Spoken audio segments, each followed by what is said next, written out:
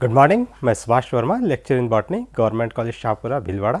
आज मैं आपके साथ में angular and Prantl system of classifications के कुछ बेसिक्स शेयर करना चाह रहा हूँ।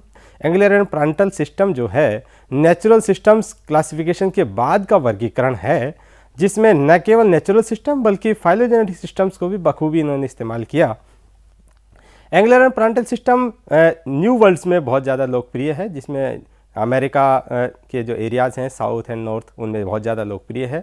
जिस प्रकार की Bentham and Hooker system European system में और भारतीय जो ओरिएंटलिस है उसमें लोकप्रिय है, उसी प्रकार पैरेलल एक वर्गीकरण है जिसमें फाइलोजेनेसिटी को भी इस्तेमाल किया गया है।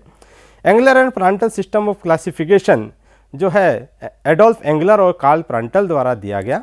ये दोनों ही जर्मन बॉटनिस्ट वास्तव में रहे, जिन्होंने एक तकरीबन 23 वॉल्यूम इन्होंने दिए हैं, जिसमें इन्होंने अपने वर्गीकरण की प्रक्रिया को स्पष्ट किया। एंगलर एंड प्रांटल जो हैं उनमें एडोल्फ एंगलर 1843 टू 1839 और कार्ल प्रांटल 1849 टू 1893 रहे। लीजिए परिचय की बात करते हैं। एडोल्फ एंगलर और कार्ल प्रांटल दोनों ही जर्मन बॉटनिस्ट हैं और इन्होंने 23 वॉल्यूम इन्होंने दिए हैं, जिसमें बैक्टीरिया से लेकर के एंजियोस्पर्म तक के सभी वर्गीकरण को उन्होंने लिया है। 23 वॉल्यूम्स were given, जिनका जो सामूहिक रूप से जो नाम है वो है डाइनेचुरेलाइकेन फ्लेंजन फैमिलियन नाम इसको दिया गया है, जिसका अंग्रेजी रूपांतरण है द नेचुरल प्लांट फैमिलीज, मतलब प्राकृतिक पादप कुल, जिनको हम हिंदी में कहेंगे। इसमें क्लासिफिकेशन जो है एल्गी से लेकर के एंजियोस्पर्म तक किया गया है। साथ में जो phylogenetic system based on evolutionary trend, evolution का मतलब ये है कि कौन पहले पृथ्वी पर पैदा हुआ और कौन उसके बाद, इसको इवोल्यूशन कहते हैं। एक लंबी प्रक्रिया पृथ्वी पर होती है और हुई है, जिसमें विभिन्न जीवों की उत्पत्ति मानी जाती है। तो ट्रेंड ये है कि फाइलोजेनेटिसिटी को इंक्लूड करते हुए क्लासिफिकेशन किए जाएं, मॉडर्न ट्रेंड ये कहता है। तो इसके अंदर एडोल्फ एंगलर और कार्ल प्रांटल द्वारा जो वर्गीकरण दिया गया है वो एक महत्वपूर्ण वर्गीकरण है, जिसमें तकरीबन 303 फैमिलीज़ ऑफ फ्लावरिंग प्लांट्स, केवल फ्लावरिंग प्लांट्स की बात करें तो उसमें 303 फैमिलीज़ दी गई हैं। और जहाँ तक एल्गी और ब्रायोफाइटा बैक्टीरिया इत्यादि की बातें, वो फैमिलीज़ अलग हैं। इसमें केवल हम लोग क्लासिफिकेशन की बात करेंगे तो उसमें 303 फैमिलीज जो है फ्लावरिंग प्लांट्स, उनको महत्वपूर्ण माना गया है। अब लीजिए बेसिक्स और आउटलाइंस की बात करें तो इसमें जो प्लांटी है उसको एक किंगडम माना गया है, जगत माना गया है, जिसमें 13 डिवीजन दिए गए हैं। डिवीजन 1 से लेकर के 12 तक जो हैं बैक्टीरिया, एल्गी, फंजाई, ब्रायोफाइटा और टेरिडोफाइटा हैं। जबकि जो 13वां डिवीजन जो बनाया गया है, जिसको बोलते हैं एम्ब्रियोफाइटा साइफोनोगेमिया नाम दिया गया है, उसमें एंजियोस्पर्म्स और जिम्नोस्पर्म्स को लिया मान गया, जिसमें तमाम सीड प्लांट्स लिए गए हैं। एम्ब्रियोफाइटा साइफोनोगेमिया जो है उसमें सभी सीड प्लांट्स जहाँ तक की बात करें, जिम्नोस्पर्म जो हैं उनमें नेकेड सीड्स हैं, एंजियोस्पर्म में हैं फ्लावर से ढके हुए सीड्स पाए जाते हैं, जिसमें फ्रूट बन जाता है बाद में। तो सीड प्लांट्स जो हैं उनको बाद में फिर 2 डिवीजन्स में बांटा गया है, 2 सब डिवीजन बनाए गए हैं। पहला सब डिवीजन है जिम्नोस्पर्मी, जिसमें नेकेड ओव्यूल और नेकेड सीड पाए। नेकेड का मतलब ये है किसी तरह का उसमें स्टेराइल वॉल नहीं पाया जाता है। स्टेराइल वॉल का मतलब है कोशिकीय संरचना नहीं पाई जाती है, कोशिका से बना हुआ आवरण नहीं पाया जाता है। जैसे कि एंजियोस्पर्म में फ्रूट पाया जाता है सीड के चारों तरफ, वैसा जिम्नोस्पर्म्स में नहीं होता है। तो ये जो सब डिवीजन पहला एंगलर एंड प्रांटल ने बनाया, उसको नाम दिया है जिम्नोस्पर्मी, जिसमें नेकेड ओव्यूल्स और सीड्स का इस्तेमाल किया, सीड्स पाए जाते हैं।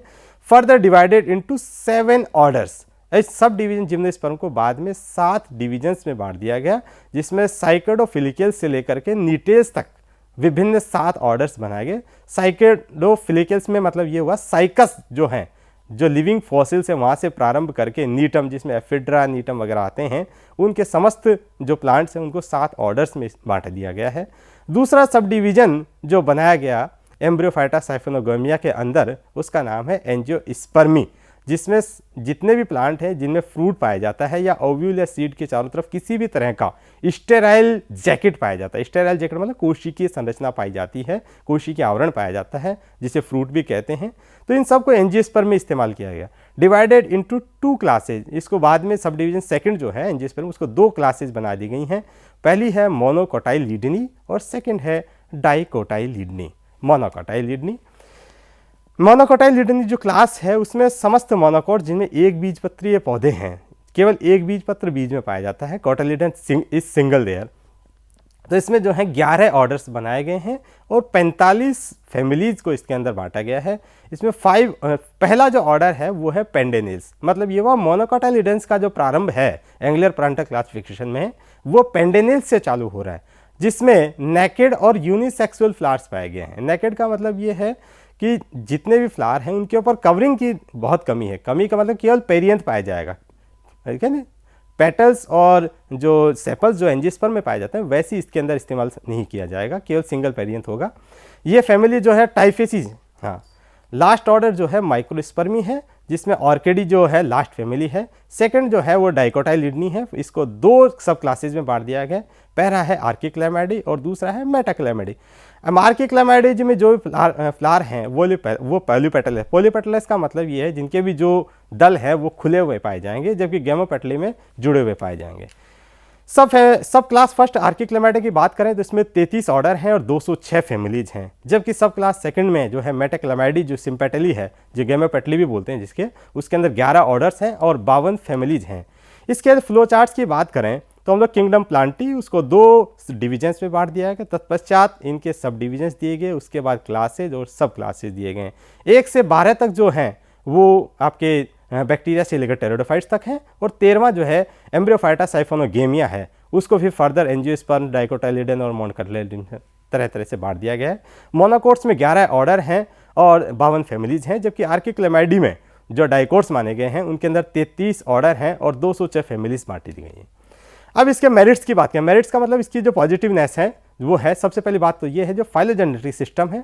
दूसरा, प्लांट ग्रुप्स को एवोल्यूशनरी ट्रेंड से बांट दिया गया। एवोल्यूशन का मतलब इनके विकास के क्रम में बांट दिया गया है। साथ में जो सभी तरह के ग्रुप्स को ये डील करता है, जिसमें बैक्टीरिया से लेकर के एंजियोस्पर्म है। मॉडर्न टेक्सोनोमिक कीज इसके अंदर दी गई हैं, जिसमें जो आइडेंटिफिकेशन ईजिली किया जाता है, जैसे बेंथम और ओकर के लिए है। इस प्रकार और मेरिट्स की बात करें तो जिम्नोस्पर्म जो है उसको एंजियोस्पर्म के पहले रख दिया गया है। एस्टेरेसी जो है प्रगत ग्रुप है, सबसे बाद में रखा गया है। ऑर्किडेसी जो मोनोकोट, ऑर्किडेसी के अंदर जो मोनोकोट्स के अंदर पाई गई सबसे लास्ट में है, ये भी एक मेरिट है इसका। अगली बात, जो सिस्टम जो है वो एनाटॉमिकल डेटा पहली बार दिया। एनाटॉमिकल डेटा का मतलब ये हुआ कि जड़, तना, पत्ती की जो आंतरिक संरचना है उसको इन्होंने पहली बार इस्तेमाल किया गया। डिमेरिट्स की बात करें तो इसमें मोनोकोट्स को पहले रख दिया गया, ये एक डिमेरिट है। दूसरी बात, प्रिमिटिव फ्लावर्स हैं उनको बाद में लिया गया है, वो भी एक तरह से इवोल्यूशन ट्रेंड के अनुसार नहीं है। कंबाइंड जो है एपेटलेस जो ग्रुप है वो लंबा चौड़ा ग्रुप बना दिया गया है, जिसको और फर्दर डिवाइडेड करने की आवश्यकता थी, जिसमें 33 ऑर्डर और 206 फैमिलीज बना दी गई। और इसी प्रकार जो सिस्टम है वो किसी भी प्रकार का बहुत ज़्यादा प्रैक्टिकल यूटिलिटी नहीं देता है, जैसे कि फील्ड में आइडेंटिफाई हम करें तो वो हो नहीं पाता है इसके अंदर। जबकि बेंथम और हुकर का जो कंपैरेटिव सिस्टम है, साथ में जो इसके एक पैरेलल जो सिस्टम है वो बहुत ज़्यादा उपयोगिता वाला है। एंगुलर प्लांटर सिस्टम उसमें बहुत ज़्यादा खरा नहीं उतरता है। तो एक तरह से ये डिमेरिट्स हैं। Thank you very much.